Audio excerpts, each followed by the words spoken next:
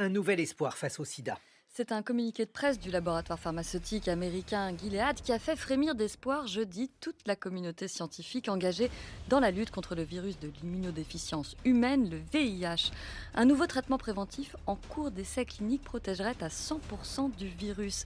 Bonjour Olivier Schwartz. Bonjour. Vous êtes le directeur de l'unité virus et immunité de l'Institut Pasteur. Vous n'avez aucun conflit d'intérêt à déclarer? Pas du tout. Venons-en à l'annonce de Gilead. C'est au cours de l'essai clinique que les résultats du lenacapavir ont été jugés si bons qu'on a mis fin au test pour en fournir à tous les participants, même ceux du groupe contrôle. Est-ce à dire, Olivier Schwartz, qu'on est désormais certain de l'efficacité à 100% du futur traitement? Alors, il faut faire attention, là, l'essai clinique portait sur ce qu'on appelle de la PrEP, c'est une prévention pré-exposition. Donc c'est une technique qui permet d'éviter aux personnes à risque d'être infectées de ne pas l'être en absence de vaccin efficace pour l'instant. Donc c'est une technique qui existait depuis une bonne dizaine d'années et jusqu'à présent elle était fondée sur l'utilisation d'un médicament de type Truvada, donc qui est une association de deux molécules antirétrovirales, les mêmes médicaments que l'on donne aux personnes qui sont déjà infectées pour empêcher que le virus se multiplie.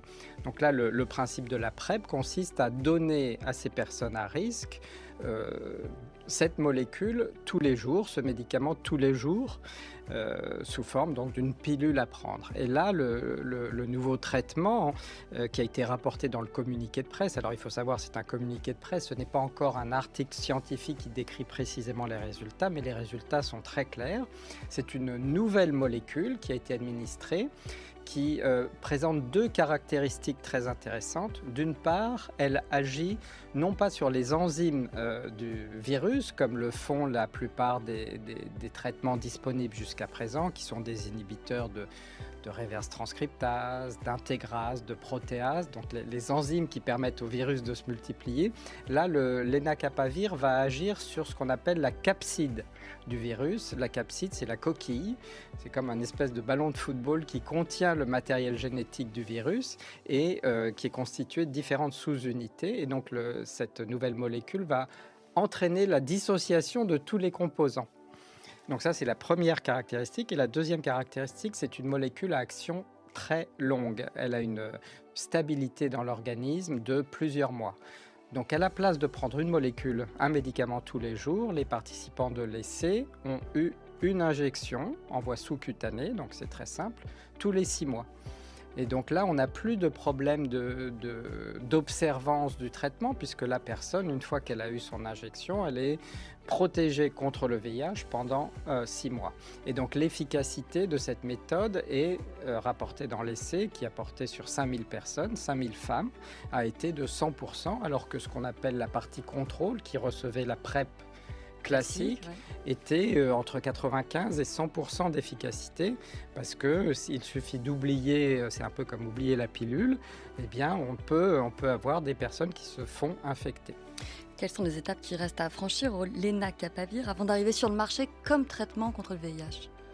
Alors, comme traitement préventif. Comme traitement préventif, oui. Il est déjà sur le marché pour soigner les personnes qui sont infectées et qui ont du virus résistant. Pour l'instant, au traitement classique. C'est ce qu'on appelle un traitement de seconde ligne. Donc, il y a toujours un essai en cours par Gilead. Pour l'instant, l'essai a porté sur 5000 femmes et maintenant, il y a un essai en cours sur des hommes pour voir si l'efficacité est du même ordre. Il n'y a pas de raison, a priori, de penser que ce n'est pas le cas. Et cet essai, ce deuxième essai, les résultats devraient être connus à la fin de l'année, début 2025. Et ensuite, eh bien, le médicament devra passer devant les autorités, FDA ou l'Agence européenne du médicament ici. Vous l'avez dit, le lenacapavir est déjà commercialisé, d'ailleurs par le même laboratoire Gilead, sous le nom de Sunlenca en traitement curatif. C'est classique cette bascule pour un traitement du curatif au préventif en matière de traitement du VIH, notamment, Olivier Schwartz? Oui, tout à fait, parce que c'est le même principe. On veut empêcher le virus de se multiplier.